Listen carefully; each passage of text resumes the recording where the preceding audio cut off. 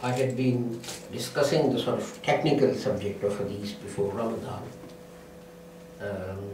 and I'll go back to it after Ramadan and perhaps do one or two more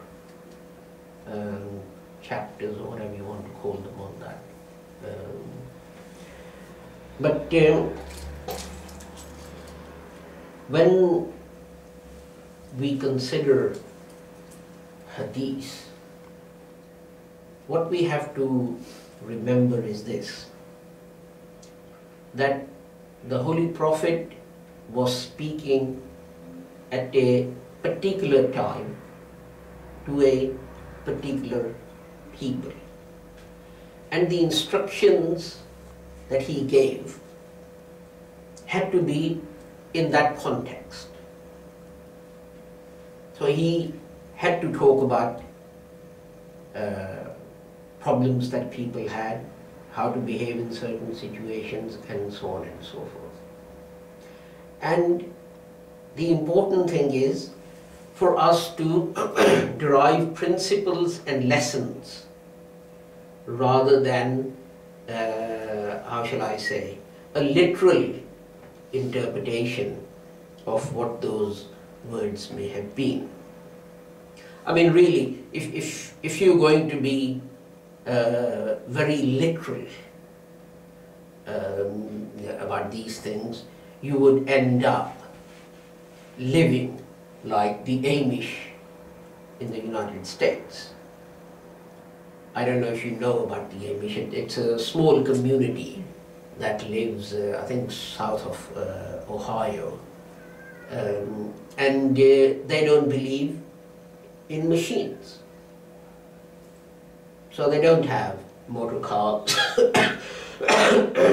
and motorbikes and so on. They believe that you should only have those things that can be powered by animals or human beings.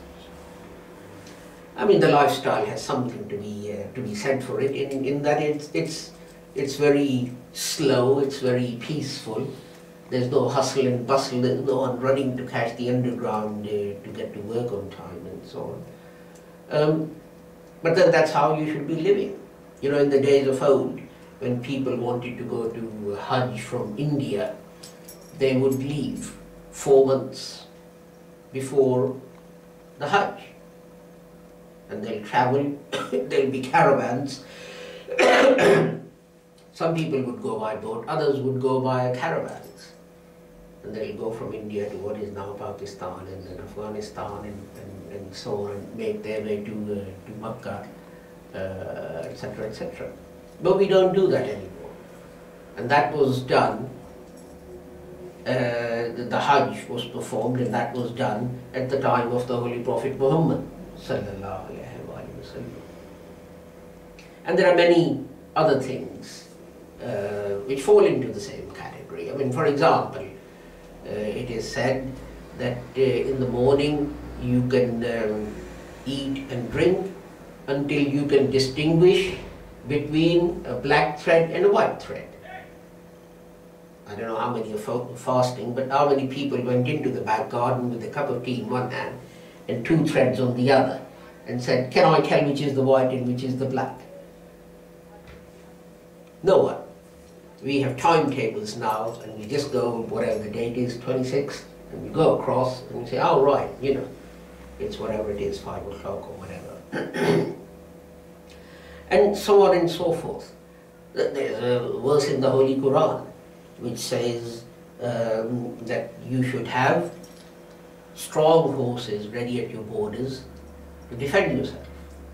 Now, you know,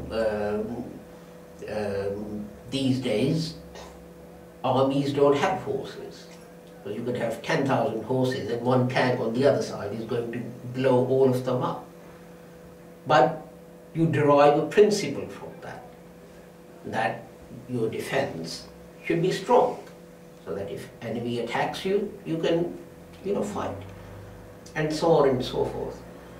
And there's one hadith that at this time of the year always poses a problem.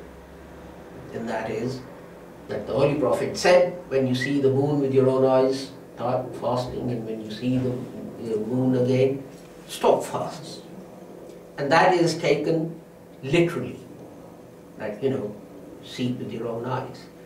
But I mean, if you look at it, one narration of the Hadith is, we are not literate people. We don't account for months and days, or keep account of months and days and so on. And this is why sometimes the Holy Prophet said a month is this big and sometimes it's that big, because we don't keep account of the days and so on. And then he went on to say, so when you see the new moon, start fasting. When you see the new moon again, then stop fasting. Now, there is a reason that is given for doing that. We are not a literate people. We don't keep account of these things. And this is the only way that you can tell when Ramadan has started, when Ramadan has finished. So we have to look at the thing in the context in which it was said. All of these things. There is a hadith about companions asked the Holy Prophet Muhammad what they should do if it's light for 6 months or it's dark for 6 months. It was in the context of namaz. They said, does it mean that in 6 months we say 5 prayers? Because the month is 6 months long, it's light for... And the Holy Prophet said no. And the reason he gave was this, that look, these stages of the sun, etc., are only there so that the whole community knows what time to go to the mosque. And if it's light for 6 months, or if it's dark for 6 months, then everyone should get together and fix some means so that people know what time to go to the mosque. That is all that there is to it. And it is the same with this hadith. That when you see the moon, I mean, what was the Holy Prophet supposed to say? The Holy Prophet ﷺ, he couldn't say, well, ring up Jodel Bank. They've got banks of satellite dishes and they'll be able to tell you when the new moon is. What was he supposed to say? Type in new moon on the internet and up will come the dates of all the new moons from here until year 20,000. What was the only means available of finding the new moon? When you see it. There was no other way. So that was the only thing he could say.